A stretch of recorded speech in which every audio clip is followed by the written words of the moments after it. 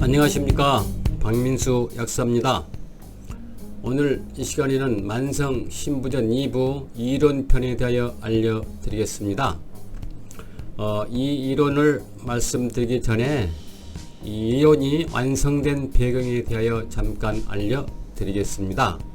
제가 만성 신부전에 관심을 갖게 된 것은 순전히 우연이었습니다. 저는 2000년경에 무릎이 아파 무척 고생했는데 나으려고 여러가지 방법을 시도해 보다가 한약을 먹고 완치했는데, 그것은 화면에 보시는 것처럼 제아통속신이란 단어였습니다. 해석하면 배꼽 밑에 통증은 신장에 속한다 라고 뜻입니다. 그러니까 제가 무릎이 아픈 것은 신장에 문제가 있었던 것이죠. 그리하여 저는 신장에 관한 한약을 먹고 완전히 치료되어 그에 대한 원리를 여러가지 문헌을 참고하면서 관절염을 고친 사람들이란 책을 발간하게 되었습니다. 그 책에는 신장에 관한 내용이 많이 들어 있었는데 만성 신부전 환자가 그 책의 내용을 읽고 저에게 찾아와 사정을 했습니다. 만성 신부전 좀 치료해 주라고 해서 저는 안 된다고 했습니다. 그래도 그분은 계속 매달렸습니다. 그런데 결과는 실패했습니다. 그분 외에도 많은 분들이 찾아와서 해도 저는 만성 신부전은 치료할 수 없다고 다 거절했죠.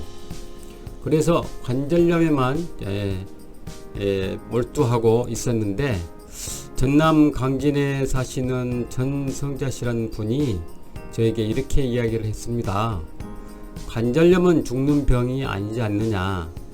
그러나 만성 신부전은 죽을 수밖에 없는 병인데 좀 치료해주면 안 되겠느냐고 이야기를 했습니다. 그래서 그분을 임상 모델로 해서 한약을 쓰기 시작했습니다. 결과적으로 10개월 만에 2달 더 먹고 12개월이네요. 12개월 만에 완전히 그분은 만성 신부전을 치료하였습니다. 그래서 그 뒤 가끔씩 만성 신부전 환자들이 찾아와 치료를 해주라 하면 그 처방으로 했는데 거의 다 치료가 되었습니다. 즉 말해서 소변에서 거품이 나오고, 그 다음에 소변에서 냄새가 나고, 그 다음에 크레아틴 수치, 사고체 이결이 다 정상으로 돌아왔습니다. 그래서 그 이론을 바탕으로 오늘 그 말씀을 드리고자 합니다. 만성 신부전의 원인은 고혈압과 당뇨 때문이 아닙니다. 왜 그러는지 그 이유에 대하여 알려드리겠습니다.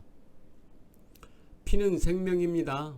인간은 피에 의해 만들어졌고, 피에 의해 생명이 유지되다가 피가 부족하면 생명이 끝납니다. 피는 그만큼 우리 몸에서 매우 중요한 역할을 하는데 우리 몸의 신장과 밀접한 관계가 있습니다.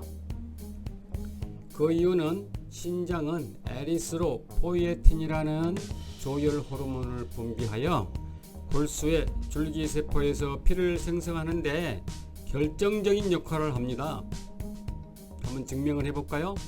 신장이 약해서 만성 신부전이 되면 빈혈이 오고 혈소판이 부조하여 멍이 잘 들며 온몸이 가려운 증상들은 신장에서 피를 만들어주는 조혈 작용을 못하여 피가 부족하기 때문입니다. 그렇기 때문에 투석을 할 때는 조혈제 투여를 하고 있는 것이죠. 이렇게 중요한 역할을 하는 신장은 매우 미련하답니다. 신장 자신의 수명이 10%만 남아도 제 역할을 하려고 합니다.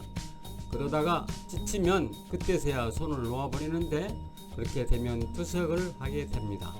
그러므로 우리들이 신장이 나쁘다는 증상이 나타날 때 알아차려야 하는데 대부분 사람들은 간과하기가 쉽습니다. 그렇다면 신장이 나쁘면 나타나는 전조 증상은 무엇일까요? 첫 번째, 소변을 자주 보거나 시원히 나오지 않는 전립선 비대가 있습니다. 두 번째는 요실금이나 방광염이 자주 생깁니다. 세 번째는 소변에 거품이 많거나 혈뇨가 나오나 단백뇨가 나옵니다.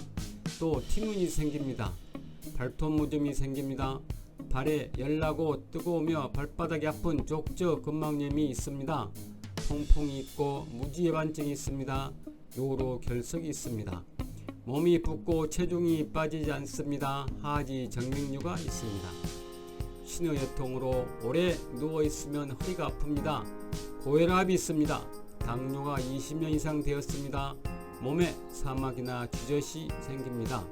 발에 각질이 심하고 갈라집니다. 발가락이 시리고 아프며 감각이 둔해진다 등등입니다. 그런데 사람들은 서구의학을 맹신한 나머지 이러한 전조 증상이 신장과 관계가 있다고 해도 믿지 않으려 합니다. 전립선 비대, 발톱 무좀, 피눈, 통풍, 요로결석, 족주, 근막염 등등의 증상들은 약을 먹거나 시술하면 낫는 것이라고 생각하지 신장 문제라고 전혀 생각하지 않습니다. 그렇다면 이러한 전조 증상들은 왜 생기는 것일까요? 누구나 생기는 것이 아니고 신장이 무리하는 사람이 생깁니다. 무리한다는 말은 무슨 뜻일까요? 우리들도 평소 일을 많이 해서 피곤하면 무리하게 일을 해서 그렇다고 말을 합니다. 신장도 마찬가지입니다. 자기도 모르게 신장이 무리한 일을 지금까지 해온 것입니다. 그렇다면 신장이 무리한 일은 어떤 것을 말하는 것일까요? 첫째는 당뇨나 고혈압이 오래된 경우입니다. 두 번째는 수술할 때 마취했을 경우입니다. 세 번째는 출산 후 충분한 조리를 하지 못하였을 경우입니다. 네 번째, 남성의 경우 무리한 성생활을 인하여 정액 배출을 많이 한 경우입니다. 다섯 번째는 스테로이드나 진통제 같은 약물을 장기간 복용하였을 경우입니다. 여섯 번째는 지속적이고 장기간 스트레스를 받았거나 술을 마셨을 경우입니다. 일곱 번째는 선천적인 유전일 경우입니다. 이렇게 신장이 무리한 일을 장기간 지속적으로 하게 되면 신장이 지치게 됩니다. 예를 들어 자동차도 계속 고개질하게 되면 열이 발생하여 엔진과 배터리에 문제가 생기듯 신장도 무리하면 신장에서 열이 발생합니다. 위에서 말씀드린 것처럼 7가지 원인이 왜 그런지에 대해서는 자세히 저에게 일일이 전화 주시면 설명을 드리겠습니다. 신장도 작동하려면 혈액과 영양분이 필요한데 피를 공급해 주지 않고 쉬지 않고 일만 시키니 열을 내면서 화를 내게 됩니다. 그것이 바로 신장화입니다. 우리들이 주전자에 물을 끓일 때 물이 적으면 빨리 끓어오르는 현상과 비유할 수 있겠죠. 그러니까 신장화로 인하여 나타나는 전조 증상이란 신장이 무리하여 혈액 공급을 받아야 하는데 그렇지 못하여 신장에 피가 부족하다는 표시인 겁니다. 그러므로 신장에 피를 공급하는 약을 제공하면 신장은 다시 원래대로 작용을 합니다. 발톱 무좀, 티눈, 족저, 근막염, 무지해반증, 통풍 등등 모두가 신장에 피가 부족하여 열이 발 쪽으로 내려가 문제를 일으키는 증상들입니다. 그러나 애석하게도 서구의학에서는 신장에 피를 공급하는 약이 없으니 그 모두를 일일이 병명을 붙여놓고 수술하거나 약을 먹이고 있지만 완치를 하지 못합니다. 이렇게 비약적으로 과학과 문명이 발달하였어도 발톱 무좀이나 티눈 같은 하찮은 것도 완전히 치료하지 못하고 있는 이유가 바로 여기에 있습니다. 그러나 동양의학에는 신장에 피를 공급하고 열을 꺼주는 약이 많이 있습니다. 그 중에 숙지황, 산수유, 진모가 신장에 어떻게 작용하는지 한의사에 나온 내용을 소개할까 합니다. 숙지황과 산수유, 진모만 그런 작용을 하는 것이 아닙니다. 이러한 내용을 밝히는 것은 만성 신부전의 한약을 먹으면 더 심해지고 큰일 난다는 선입견을 가지고 있는 분들에게 이해를 드리고자 함이며 이 외에도 많은 한약이 있지만 한의사에 이해하기 쉽게 나와 소개를 하고자 합니다.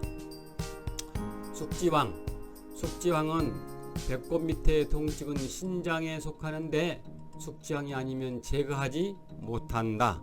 그래서 숙지황은 신장병을 통치하는 주된 약이다. 그렇게 적어져 있습니다.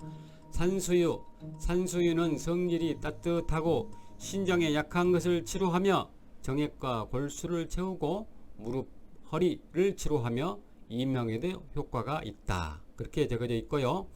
지모는 맛이 쓰다. 열이 나면서 갈증 있는 것을 잡아주고 뼈에서 열이 나는 것을 잡아준다. 객담과 해소를 치료해주며 이유 없이 신장에서 열이 나는 것을 잡아주고 또 신장을 치료하는 주된 약이다. 그렇게 적어져 있습니다. 이렇듯 동양의학에는 신장을 치료하는 약이 있습니다. 그러나 서구의학에는 신장이 좋아지는 약은 없고 신장이 나빠져 혹시 고혈압이 생기면 혈압만 조절합니다. 그러면 고혈압 환자는 혈압약을 먹으면 모든 것이 좋아지리라는 환상을 갖고 살면서 신장이 무리한 일을 계속합니다. 그렇게 되면 혈압은 조절될전정 신장은 그대로 망가져 결국은 만성 심부전에 이르게 되는 것입니다.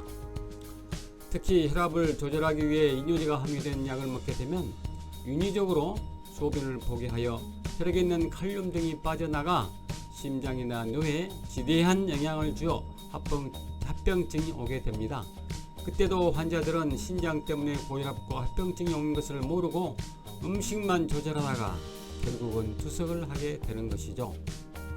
서구의학에서도 신장에서 분비되는 레닌이라는 호르몬이 혈압을 조절한다고 알고 있지만 신장을 치료한 약이 없으므로 혈압만 조절할 뿐입니다. 당뇨병이 무서운 가장 중요한 이유는 인체의 모세 혈관들을 막아버리기 때문입니다.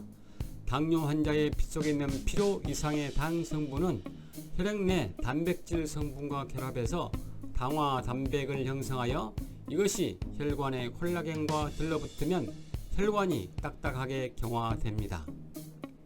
딱딱하게 경화된 혈관이 눈에 생기면 당뇨 망막병증, 발에 생기면 당뇨발, 신장에 생기면 당뇨성 신장병이 되는데 일반적으로 당뇨병이 발병한 지 15년 내지 20년이 지나면 30에서 40%의 환자에게서 신장병이 생기고 그로부터 5 내지 10년이 지나면 대부분 만성 심부전이 됩니다.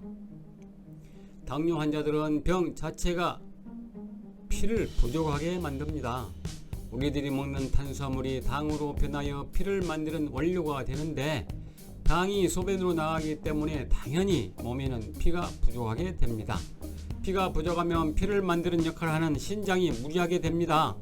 신장이 무리하면 신장이 열을 받고 신장에 화가 생겨 신장염이 되어 또 아래와 같은 전조 증상들이 나타납니다. 당뇨병 환자에서 나타나는 심장병 전조 증상은 첫 번째, 얼굴에 핏기가 없어지고 발등이 붓습니다. 두 번째, 소변에 거품이 나오고 빨리 꺼지지 않으며 소변에서 냄새가 납니다. 세 번째, 몸이 가렵고 상처가 나도 빨리 낫질 않습니다. 네 번째, 발에 무좀이나 발톱 무좀 튀는 발바닥이 뜨겁거나 아프고 각질이 심해집니다. 다섯 번째는 발가락이 차거나 감각이 없습니다. 여섯 번째는 남성은 전립선 비대, 여성은 요실금이 생깁니다. 일곱 번째, 처음에는 당뇨만 있었는데 점점 혈압이 높아지고 또 심장병이 생깁니다. 당뇨병 환자에게서 신장이 나빠지고 있다는 이러한 전조 증상들이 나타나면 그 때를 놓치지 말아야 합니다. 당뇨병이 오래되면 결국에는 발가락에 족부 귀향이 발생하여 발가락을 절단하고 발목을 자르는 일도 신장에서 발가락으로 피를 보내지 못해 궤양이 생기기 때문입니다.